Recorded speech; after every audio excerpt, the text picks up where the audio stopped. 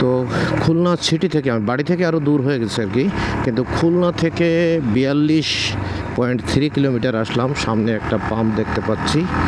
তো মেসার্স সাগর filling station, এটা হচ্ছে বোয়ালিয়া, মোল্লারহাট, বাগেরহাট। এখানে তেল দিচ্ছে কিন্তু অনেক ভিড় এখানে, বেশ যথেষ্ট বাইক এখানে আছে আর কি। তো এর ভিতর দিয়ে আসলে তেল নিতে গেলে অনেক লেট হবে আর কি। তো আমি আরও সামনে যাই আর কি।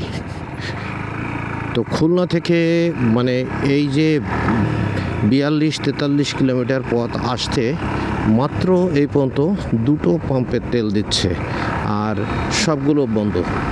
অনেকগুলো পাম্প আছে এর ভিতরে। এই সামনে আরেকটা পাম্প দেখতে পাচ্ছি, মানে কাছাকাছি আর কি, 1 মিনিটও লাগবে না এই পাম্প থেকে এই রহিমা ফিলিং স্টেশন আসতে। অনলি 10-20 সেকেন্ডের মতো টাইম লাগলো। তো এখানে এই যে তেল নাই, সব মেশিন বন্ধ।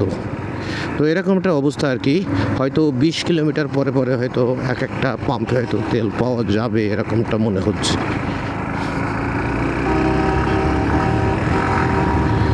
তো যাই, আমার মোটামুটি যথেষ্ট তেল আমি সংগ্রহ করে রাখছিলাম, তা না হলে তো আজকে বিপদই হয়ে যেত।